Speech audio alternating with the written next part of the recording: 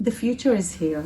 We actually have a golden opportunity to bring the startup nation into the social arena, to make Israel stronger for all. So if JDC wants to stay ahead of the curve, be the best organization that delivers services, and offer the best services, we have to move into the era of data and digital. So JOINTECH, I think, is the way of the future. JOINTECH is changing lives. I'm so proud to be part of the JOINTECH revolution. JOINTECH is really making a difference. I'm a big believer of the JOINTECH. Data is the new gold.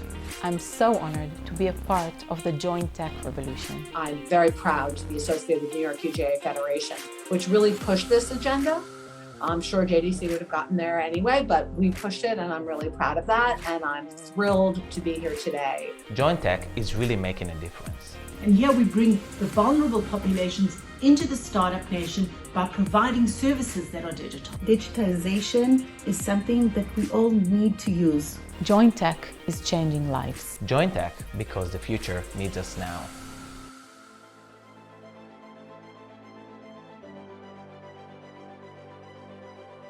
My name is Riva and I'm the Chief of Staff of JDC Israel. I've been in the Joint for about 13 years, working both in the Resource Development Department, in the Employment Initiative, and today I overlook everything that JDC Israel does.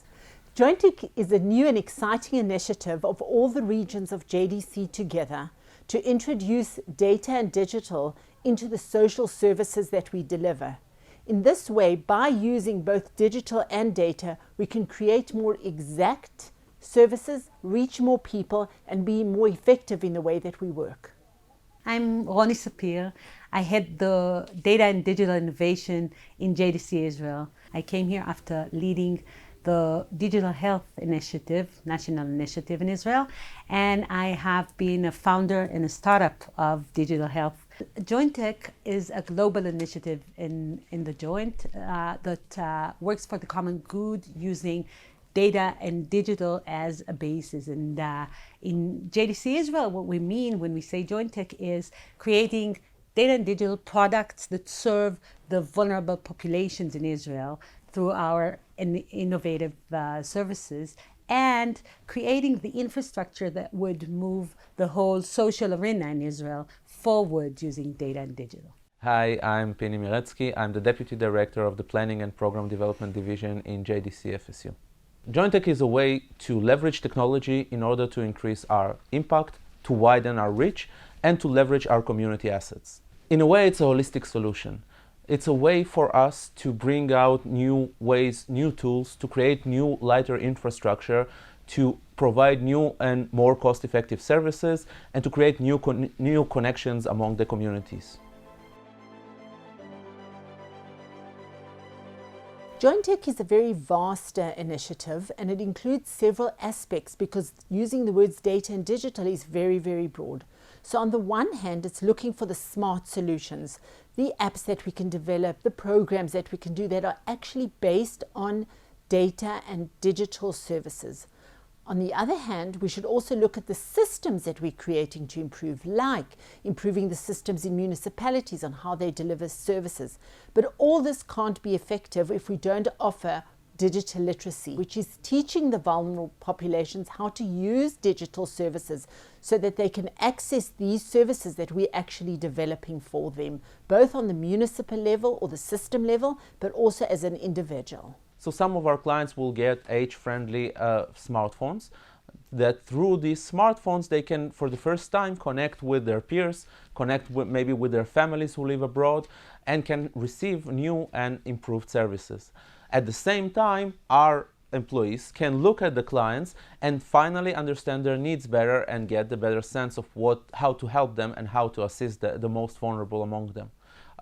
If we're talking about our employees, so our employees can help through that technology and through our JOINTECH programs learn and better adjust their abilities to provide a better service for our clients. They can now report easier to us, but more than that, I think for the first time they can actually get a better sense of different technological abilities that they weren't aware of. And finally, I think in a way for communities, it's a concept that gives them the possibility to reinvent themselves, to provide new and improved ideas and promote them and realize them. In a way, it's an innovative mindset that helps everybody or all stakeholders to create different programs, not only technological, but also some things that, you know, the mindset helps them create. The three initiatives or smart solutions that come to mind very quickly are INVISICARE, which is a service for the elderly in which we track the movement of the elderly through the communication systems that they have, either their phone or the amount that they use their TV or any other service in their home. The algorithm identifies this pattern, and it also enables us to identify any deviation from the pattern so that we can react at the right moment and the right way to help this person in need. Connect your loved parents with INVISICARE. They've raised, cared, supported, and were always there for us, our parents. We know you love and worry, but cannot always be there with them. You call, pop in to visit, but also feel it isn't enough. You feel that your parents don't always tell. They don't want to be a burden and a worry. You wish there would be a guardian angel that is always there to update you if there is a problem, right? Now it is possible. INVISICARE's award-winning technology, in collaboration with JDC Eshel and leading communication companies, keeps parents' life totally private. It analyzes their use of television, cell and landline phones to notify us long before issues become painful problems. What does this give us? The system detects behavior changes that can indicate problems such as decreased social interactions, loneliness, sleep disorders, decreased physical activity, and even possible emergency situations. INVISICARE has no physical presence. Parents feel safe with the guardian angel. They don't need to change their daily routine and struggle with apps or wearable devices. Connect to your loved parents with INVISICARE. The other service is Move It. You all know Move It on your phone. It's an app that helps you use public transportation. But for people with disabilities, it's a challenge. The great thing about working with the Move It company is that we have an agreement with them that all the data that they collect in their app and through the services that people use will give us data and information about people with disabilities. We have no other source for such data, and collecting the data enables us to better plan policy, to better plan services, to be much more effective in the way we serve people with disabilities in the future.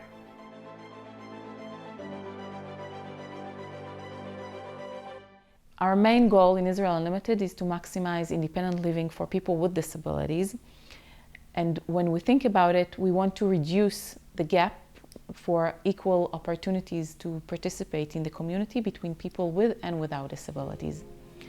Transportation has a critical role in doing this because transportation for all of us is the main way to get to work, to visit friends, to go to visit our families. It's the main way to be a participant in social, in economic, in community life. But the public transportation is not accessible enough. We don't have public transportation everywhere in Israel. Even in places that we have, a lot of times there's not enough buses. They stop in a place that is not good enough for people to use, and we need to make a big change. We used a survey that 6,000 people answered it, and we learned from the survey that people with disabilities, they want to use public transportation, but they don't have enough knowledge of how to use it or where they can find the information. So once we understood that we have a lack of data and we need some digital platform so everyone can use, we reached out to the data digital team here in JDC, and together we started to work with Move It. So Move It simplifies urban mobility around the world and making cities better places to live, less congested, less polluted, safer to travel. And we do it by providing users an app that aggregates all the information and guidance that citizens need in order to travel using public transportation and shared transportation in a safer and convenient way. Move It and Joint are sitting together in a round table and thinking of ways and solutions to improve and enhance the Move It application in a way that we can reach every person with different kind of disabilities, not only people with motor disabilities, also with people with cognitive disabilities. I'm very, very excited to work with Move It. Together, we build something new that everyone wins. Move It brings to the table the cutting-edge technology and the data, and the Joint brings to the table the social know-how. And together, we can really improve the lives of people with disabilities. I just met a gorgeous 25-year-old guy that he lives in some institution. And I asked him, what is your dream? He told me he loves hamburgers, but he cannot go to the mall by himself. He always needs someone to go with him. We trained him to use the Move It app. And after a few days, he called me and he told me that he went by himself to eat a hamburger on the mall. He told me it was the best day of his life. If we really care about our clients, technology solutions is the right way to do it. And the third one, which is very close to my heart, is the issue of employment and giving real-time data on jobs that are available for people that are looking for work.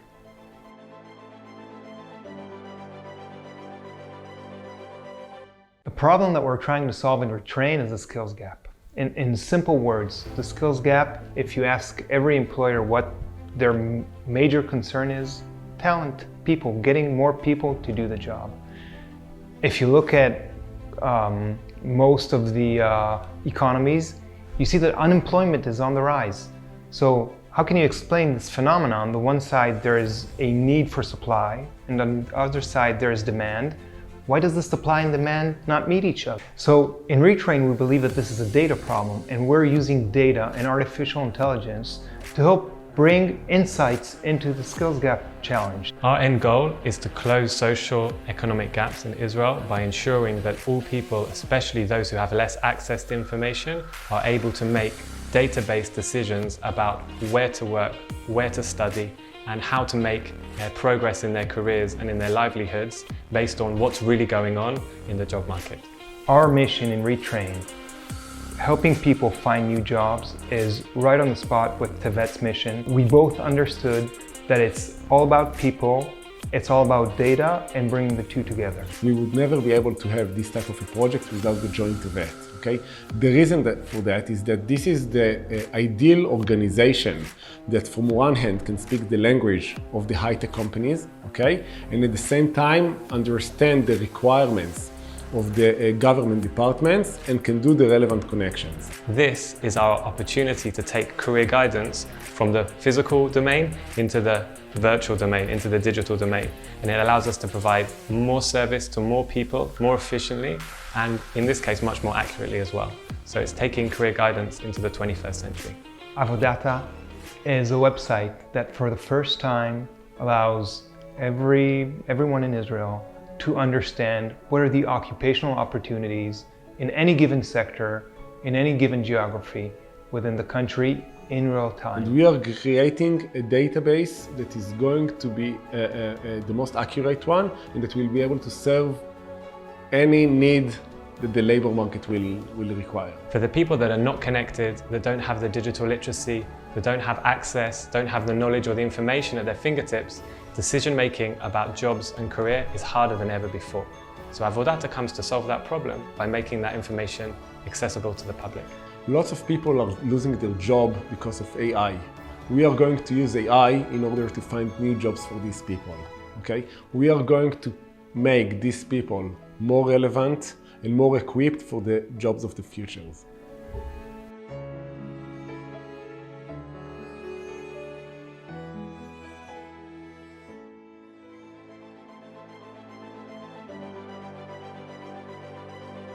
One of the things that we learned during the COVID epidemic is that we could actually deliver services remotely. So if your friend is living in the Galilee and cannot access a physiotherapist, or they need some kind of help because they've just had a stroke, we can actually offer the services from a remote location directly to the home of the person and help them recover from their stroke or from any other illness that they may have. Actually delivering services digitally allows us to reach more people in a more efficient way, people that are more remote, and also more people at the same time, because you can offer the same service to a whole group of people rather than just doing it individually when somebody would come into a clinic.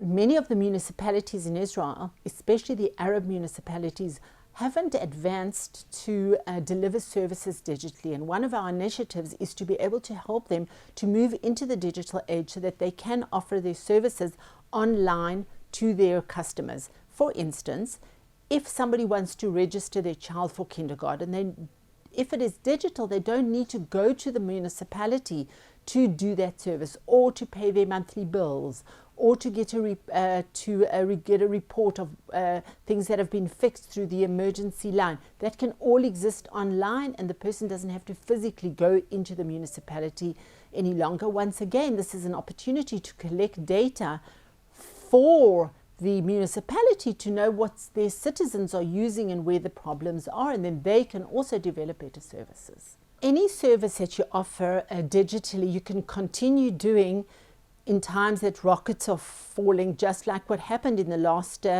incident with Gaza in May. In times of war, leaving home becomes a huge issue, mainly for people with disabilities and for the elderly.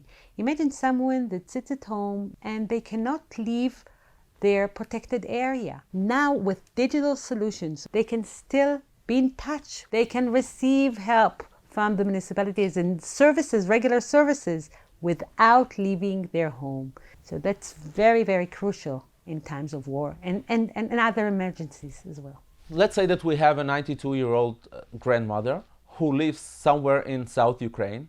So JOINTECH will impact that person in a variety of ways. Благодаря JOINTECH смартфон – это не просто телефон, это окно во внешний мир. На момент запуска проекта наши подопечные находились в состоянии социальной изоляции. Проект буквально перевернул мир наших участников на до и после.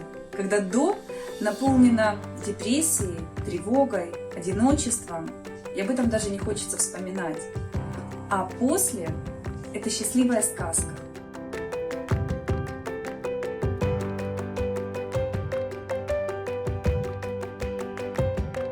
Практически ежедневно, практически от каждого клиента мы слышим каждый раз, что проект для них – это как глоток воздуха.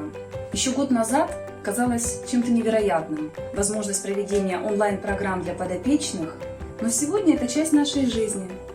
У нас есть и арт-психология, и израильские танцы, и театральная студия. Все это вместе дает хороший, разноплановый и глубокий контент. Выучим иврит и поедем на гастроли в Израиль. Да, конечно. Обязательно. Особенно я, 83 года. Да. Когда началась пандемия, то у нас возник вопрос. К сожалению, на тот момент технической возможности у большинства наших клиентов было очень мало. Что мы можем дать нашим подопечным, нашим клиентам для того, чтобы они не остались за бортом сегодняшнего дня? Все изменилось благодаря новому проекту JOINTECH. Наша община является доказательством тому, что этот проект работает. Мы надеемся, что с каждым годом все больше и больше общин на территории бывшего Советского Союза будут подключаться к проекту JOINTECH, давая возможность своим волонтерам, сотрудникам, клиентам открывать для себя возможности этой удивительной технологии. Есть такие случаи, когда проект JOINTECH практически помог человеку возродиться после тяжелой, непростой болезни. Он был тем мотиватором, который включал человека каждый день, заставлял делать простые вещи, да? И день за днем, мало-помалу, наши клиенты возрождаются, включаются в социальную жизнь. Сегодня, оглядываясь назад на эти уже более чем 1,5 года работы в режиме карантина, мы понимаем, что именно в такие решающие моменты семья, община сплачивается и проявляет свои самые сильные качества. И большую часть, конечно же, нам помог в этом проект JOINTECH.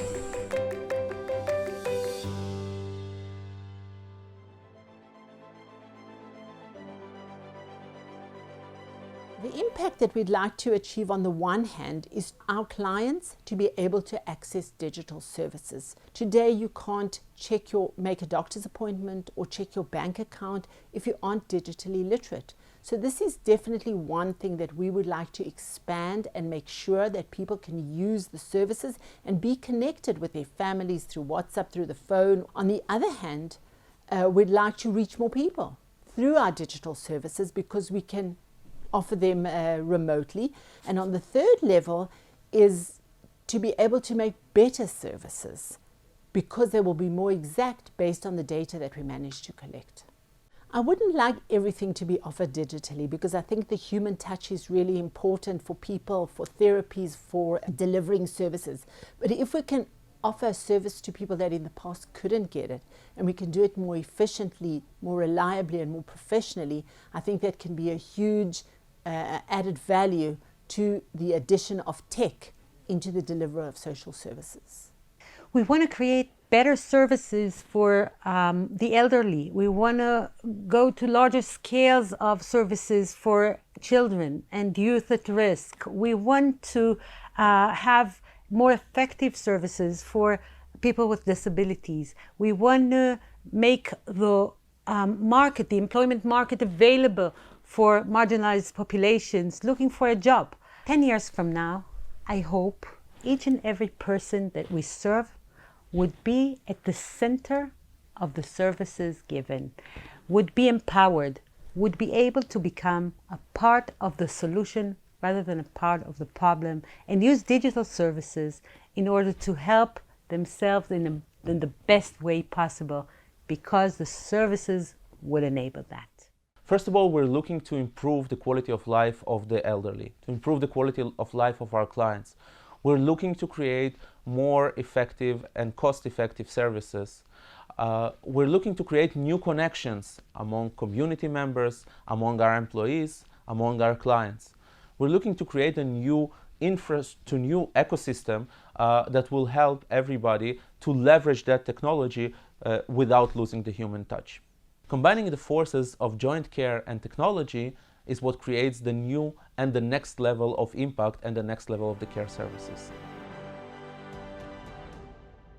JDC has always been a leader in the development of social services, and it's our responsibility to be able to look forward and look what the next generation of services is going to be. And if we want to offer the best services for our vulnerable populations, we have to be there in the digital space to deliver these services. The vulnerable populations deserve the best services so that they can be sure to succeed in the future. JDC is unique. We are one of the few organizations in the globe that has a wide international reach. We are actually touching the many lives of tens of thousands of elderly in the different countries of the FSU and around the JDC globe. If we're talking about our clients, we can help and bring solutions that are developing in different parts of the world to them and help improve their quality of life and in many ways help save their lives further. In terms of the startups that are providing the solutions, we're a large international organization that can help develop their products and can help validate their propositions and further develop their solutions so that they will have a more meaningful success in terms of impacting the lives of many around the globe.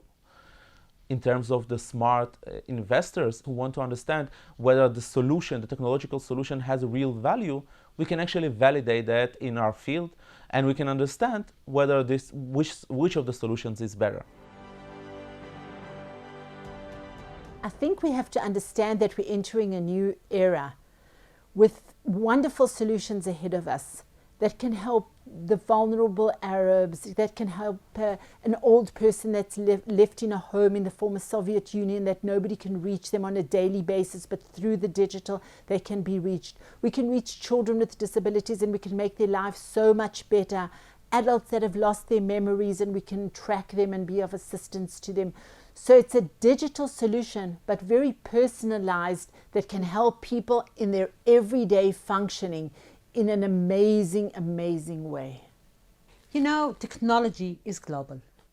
It's a global thing that rushes through the world, and we want to join our knowledge. We want to join the new products that we create, or the new relations with technological companies that we create, so that our products can serve more than the population in a specific place. In Israel, we can share the knowledge and bring the knowledge between us to each and every corner of the world.